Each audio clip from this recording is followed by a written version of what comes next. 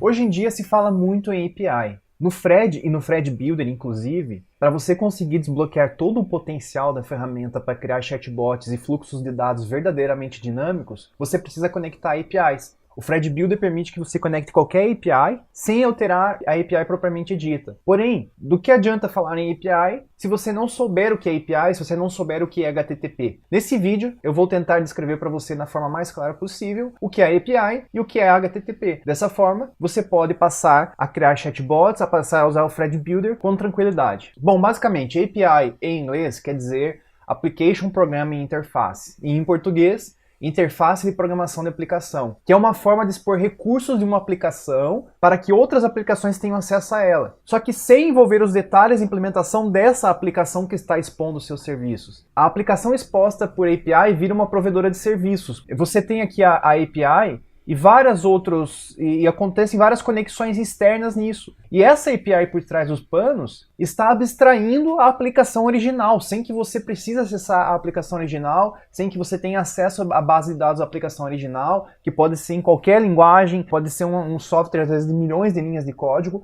mas você só se interessa por esse serviço exposto pela API. Então a API expõe apenas o necessário para que o serviço seja possível. Na maioria das vezes, essa exposição, inclusive, restringe o acesso e impõe regras específicas para que esses serviços sejam acessados. Existem diversos tipos de API, como por exemplo API para plugins de software, frameworks, APIs web, mas a gente vai focar apenas no tipo que interessa para desenvolvimento de chatbots e fluxos de dados, e que é largamente utilizado, que são APIs webs ou serviços web. Como você pode ver nesse diagrama aqui, você pode expor diversos tipos de serviços, e diversos outros tipos de serviço podem conectar APIs. É tudo interconectado hoje em dia. Você tem o carro, você tem o celular, você tem sensores, você tem seu relógio, sua TV, você tem videogame, você tem outras aplicações, todas conectadas por APIs que se intercomunicam. E por trás dessas APIs, existem grandes serviços que não precisam ser expostos. Apenas aquilo que você precisa através da API. Voltando então ao que eu falei dos tipos de API, o principal tipo, que é a API web ou serviços web, uma API web ocorre quando uma aplicação, tanto aquela que já seja uma aplicação web, por exemplo, um website ou um servidor conectado à internet, quanto também um software local, expõe os serviços para serem acessados pela internet. Uma aplicação que já existe ou que está sendo desenvolvida pode ser exposta para a web, para a internet, através de uma API. Hoje em dia, quando se fala em API, na maioria das vezes a gente está se referindo a esse tipo de API, que é uma aplicação exposta na web. Especificamente APIs web acessíveis por HTTP. Aí nós vamos entrar agora em um outro termo, que é o HTTP, que é o Protocolo de Transferência de Hipertexto. Nossa, é um nome complicado. Você vai entender como vai ficar fácil. O HTTP é basicamente um protocolo de comunicação entre sistemas que permite a transferência de dados entre rede de computadores, principalmente pela web, a internet. O protocolo HTTP é utilizado para transferência de páginas, arquivos, dados e assim sucessivamente pela internet. Mas aí agora a gente entrou numa outra palavra. HTTP, Protocolo de Transferência de Hipertexto. E eu acabei de finalizar dizendo que o HTTP é o protocolo utilizado na internet. Mas o que é um protocolo? Vamos voltar mais uma vez. Então, o que é um protocolo? O protocolo, assim, vamos deixar bem em linhas gerais, de forma simples, pode ser definido como um conjunto de regras que definem e governam a comunicação. Vamos ver então agora quais são essas regras e quais são os componentes dessas regras. Basicamente, então,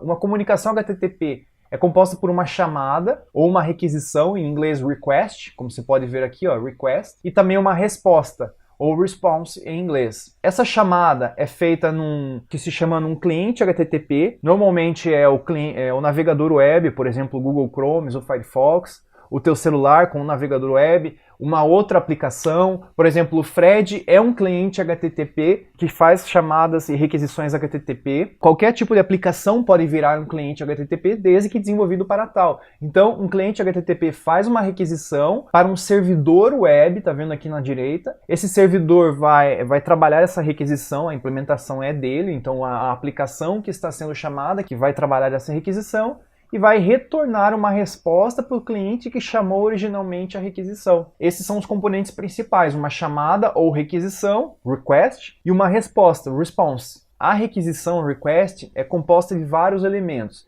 Primeiramente, a linha da requisição, que é a URL. A URL é composta pelo servidor, então como você pode ver o host, então pode ser threadbots.com, e essa linha de requisição, que é a URL, também tem um caminho, também conhecido como recurso, que é, nesse exemplo, é /doc/teste.html, mas poderia ser fredbots.com/api/produtos, fredbots.com/api/chatbots. Enfim, isso é definido na implementação da aplicação e na implementação da API. Não são impostas regras a como é composto o caminho da requisição. Isso é pela aplicação e pela API. Então, e não é só para API também, é para websites. Enfim, qual que é a forma de comunicação, se ela é insegura, HTTP, ou se ela é segura, HTTPS. Quando você tem o HTTPS, que é uma chamada segura, existe uma camada adicional que faz uma troca de certificados de segurança para a criptografia tanto da requisição quanto da resposta. E aí então tanto a chamada quanto a resposta transitam de forma criptografada e segura.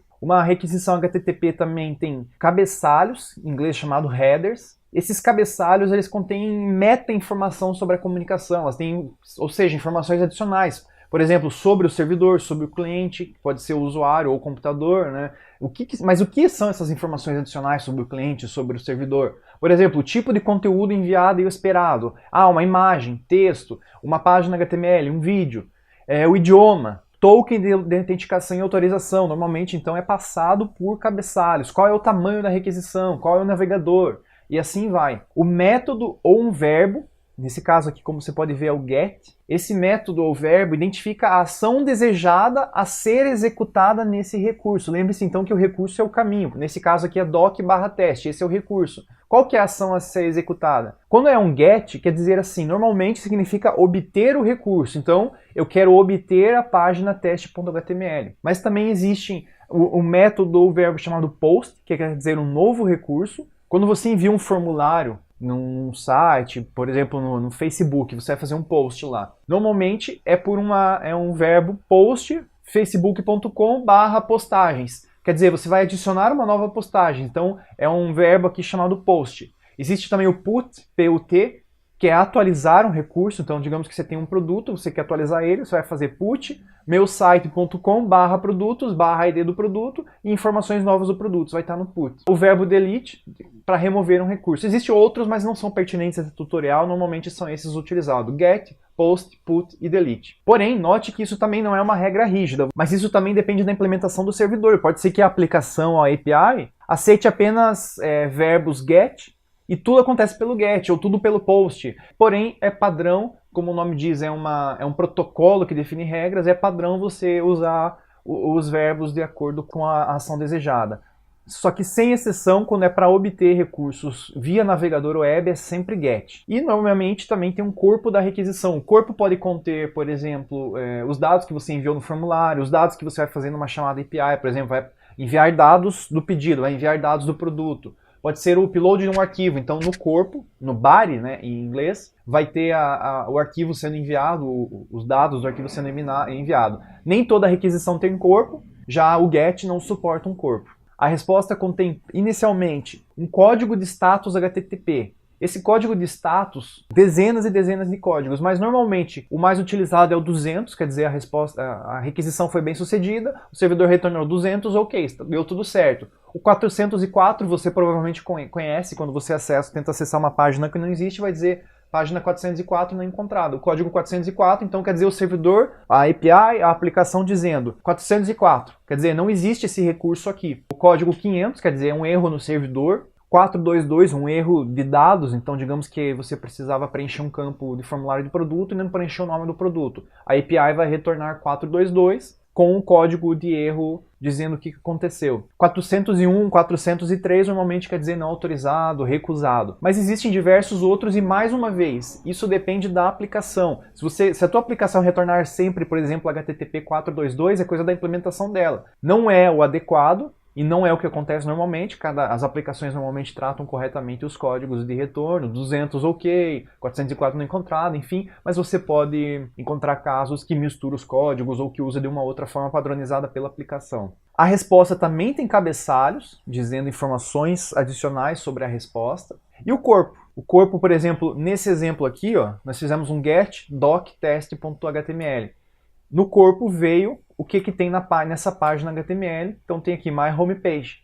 Mas aqui pode ter, enfim, qualquer tipo de dado, dependendo do que você fez na requisição. Em APIs, o corpo da requisição normalmente está em texto puro, XML ou JSON, sendo que ultimamente JSON é o mais utilizado, porque ele é bastante enxuto e bastante legível. De um lado você tem o nome da propriedade, entre aspas e 2 pontos, e após os 2 pontos você tem o valor. Esse valor pode ser número, pode ser texto, em programação chamado uma string, é quando está entre aspas, pode ser um valor booleano, ou seja, verdadeiro ou falso, pode ser inclusive objetos dentro de objetos. Objeto é basicamente isso, quando você tem umas chaves, você tem as propriedades do objeto, fecha chaves. Assim você pode ter aqui outro objeto com suas outras próprias propriedades aqui, e assim sucessivamente. Você pode ter também uma tabela ou um array, que é um conjunto de valores separados por vírgula. Nesse caso está entre colchetes. Quando você tem então colchetes, você representa vários valores. Entre colchetes você pode ter qualquer valor, por exemplo, uma string, que você pode ter um número, você pode ter objetos, por sua vez objetos dentro do objeto, string, array dentro de array, dentro de objeto. Então é totalmente, um entra dentro do outro de forma infinita.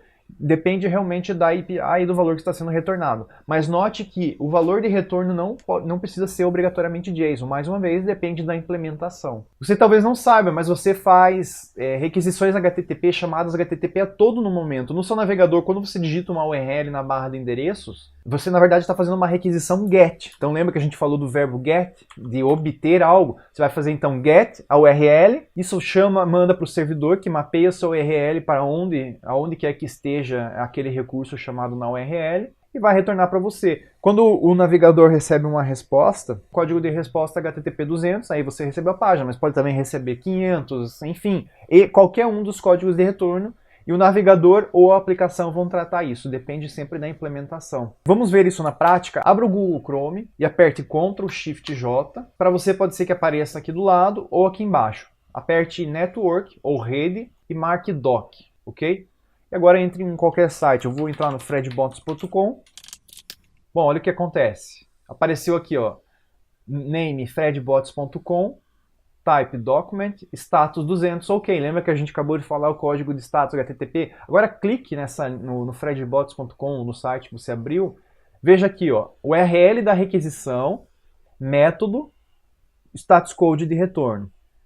Cabeçalhos da resposta, cabeçalhos da requisição. Então tudo que eu acabei de explicar para você está aqui. Você pode ver isso na prática no navegador. Clicar em resposta, esse é o corpo da resposta, que nesse caso é o código HTML do site do Fred. Quando se faz chamadas para APIs, acontece a mesma coisa, a diferença é que normalmente é por trás dos panos. É dentro do servidor, é numa aplicação mobile, é num software que você está utilizando, mas essa troca aqui de dados, de cabeçalhos, URL, método, código de retorno, tratar essas informações acontece por trás dos panos. Bom, agora que você conhece os conceitos fundamentais e básicos, vamos ver alguns exemplos para ficar realmente claro para você todos esses conceitos. Considere um software ERP que executa nativamente e localmente numa empresa, e ele tem os seguintes módulos: ele tem estoque, vendas, financeiro, clientes, que depende de um ou mais bancos de dados. Esses módulos então estão isolados na aplicação que executa localmente, numa rede de servidores, por exemplo, de uma grande empresa, pode ser até de uma pequena. E esse ERP tem uma API. Essa API expõe os módulos de vendas e estoque através de um módulo de API chamado vendas